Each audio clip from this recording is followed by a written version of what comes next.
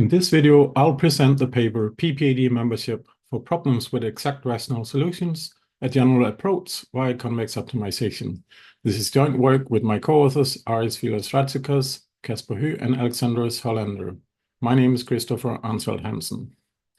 To begin this talk, I'll be giving examples of problems where we have exact rational solutions and where we don't.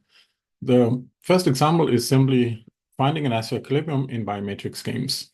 So here we have two players, each have a number of strategies, M and N, and they are to select a probability distribution over their strategies, and they are to maximize their expected payoff, assuming the other player plays according to their chosen strategy. Nash showed that there's a Nash equilibrium in any finite game, and this means that we actually have a solution here. So we note that each player is facing a very simple optimization problem, which is just a linear program, but it's going to be parameterized by the other player's strategy.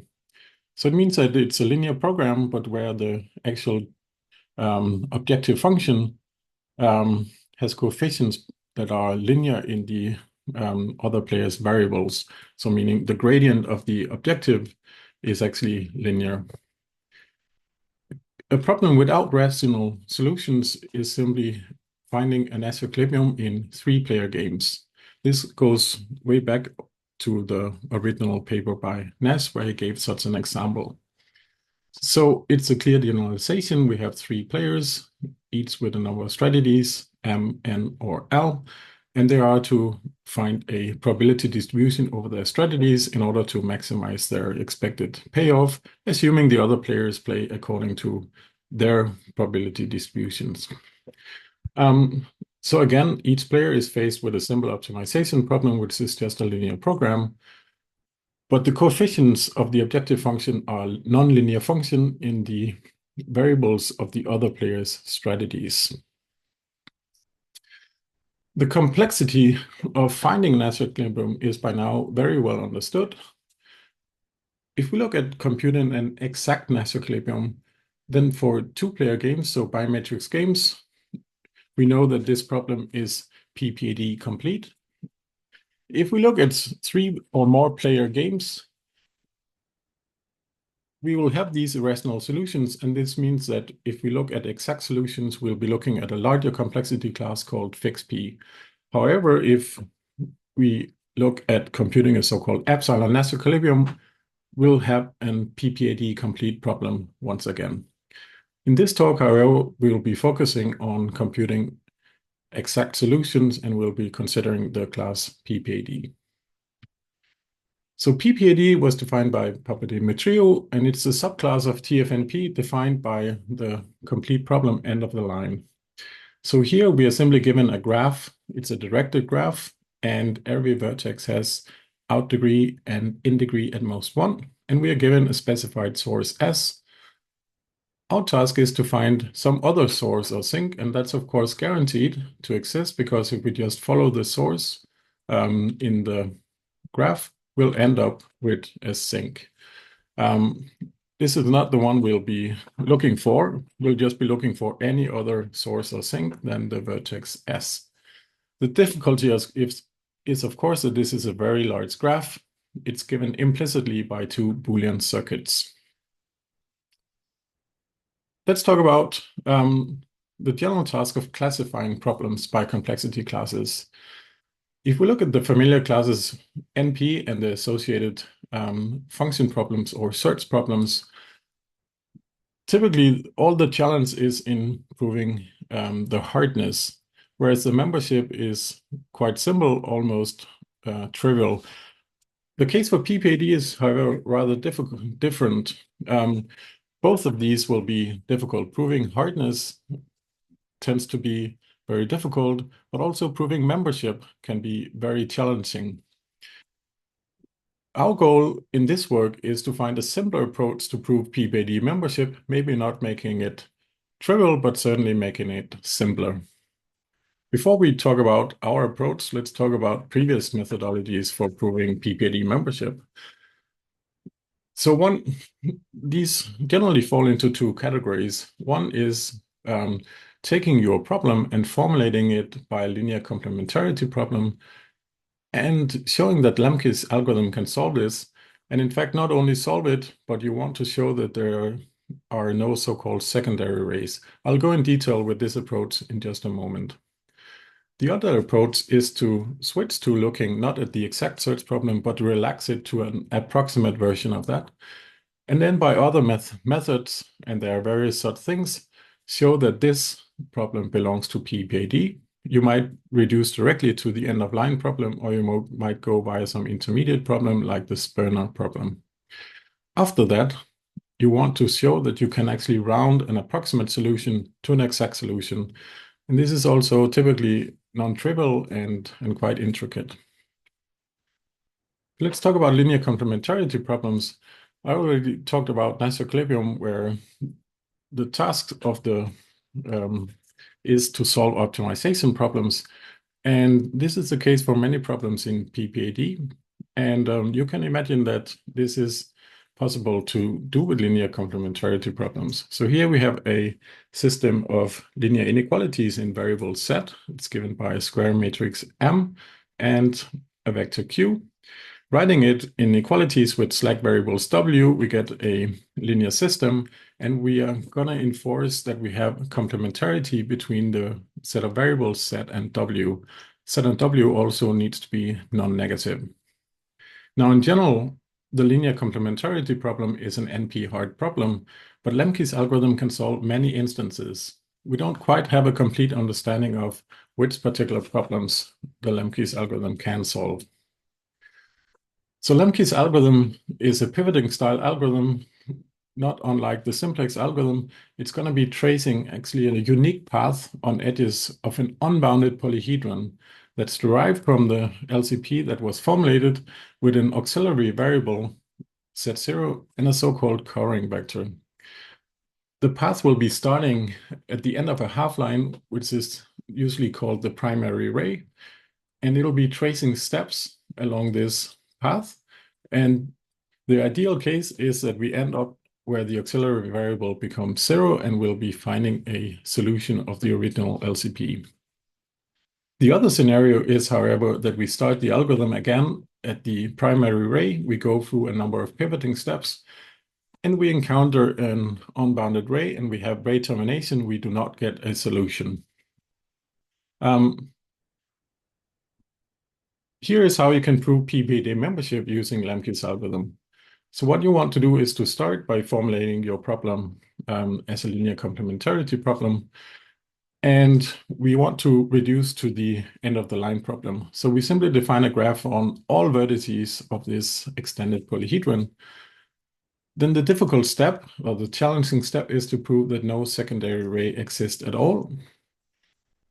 And then the last thing is to use a local orientation of the edges in order to get an instance of the end of the line problem. The primary array then becomes the given initial source node of the graph S. Our task is to find some other source or sink, and that is going to be a solution since we proved no secondary arrays exists. We'll not be following Lemke's algorithm in this work. We'll be working with another characterization of PPAD due to Etesami and Yanakakis. So they proved that PPAD is actually characterized by finding an exact Brouwer fixed point problem of a function computed by piecewise linear arithmetic circuit.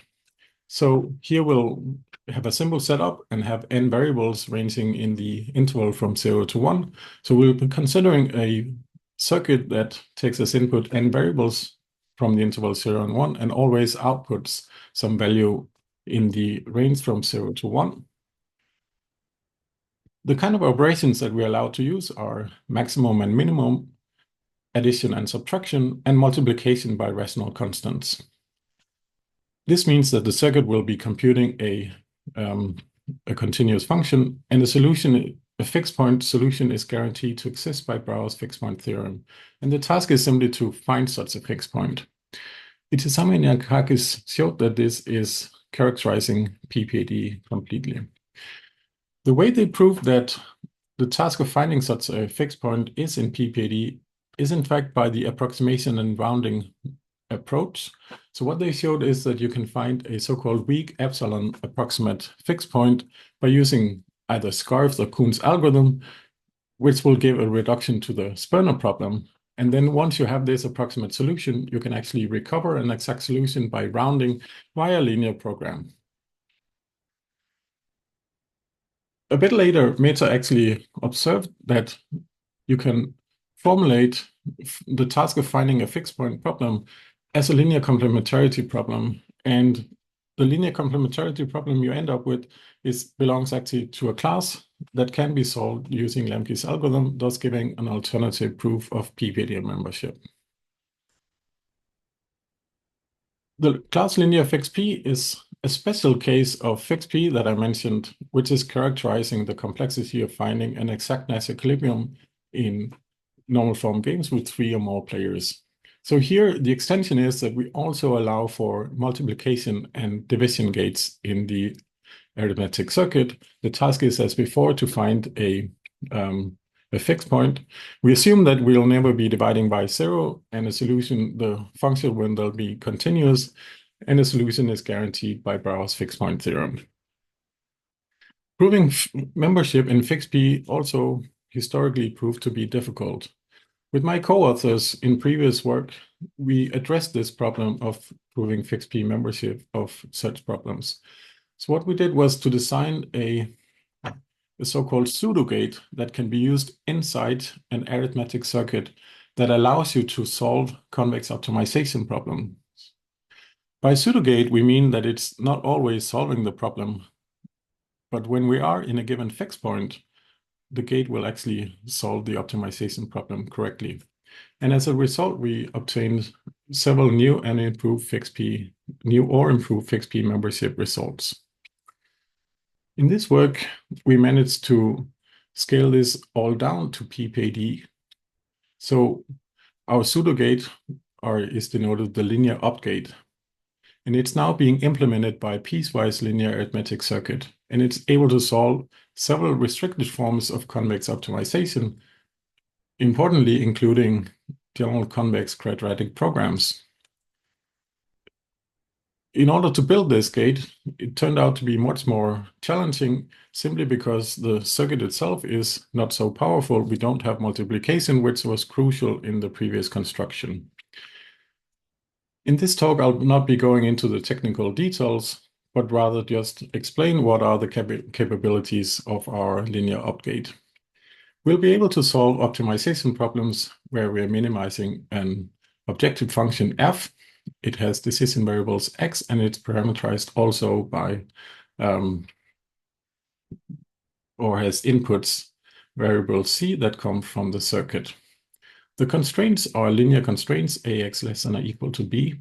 A is going to be a fixed matrix, so constant, whereas b can be computed inside the circuit. We also have a bound on the magnitude of the coordinates of the decision variables, and they are going to be in the range from minus capital R to capital R. And R is also allowed to be computed inside the circuit that we are building. The requirement of the objective function is that we have a piecewise linear circuit computing the gradient, or actually the subgradient, and we require that the objective function is convex on the feasible set. We also require, naturally, that the feasible set is non-empty. If all these conditions are satisfied, and we place this inside a piecewise linear arithmetic circuit, and we consider a fixed point, then the gate will actually solve this problem correctly. Let me list a few examples where, by using the linear OP gate, we tremendously simplified previous PPAD membership results. One example is a recent work by Klima and Barode, where they were computing Nash equilibrium in so-called multi-class network atomic splittable congestion games. And here they were considering affine latency functions. And they proved this to be in PPAD. It did not quite follow the two approaches I outlined previously, but it's mostly similar to Lemke's algorithm. So they actually designed a custom pivoting style algorithm working on flows, computing a Nash equilibrium. What we can actually observe is that the agents in this game are just solving a convex quadratic optimization problem. And then it becomes almost trivial to get PPAD membership using our framework. We simply just build a circuit where for each agent, we have a linear upgate solving this optimization problem. The second example is a recent work by Jenko and Kumar, where they showed that computing a so-called pacing equilibrium in second price auctions is PPAD complete.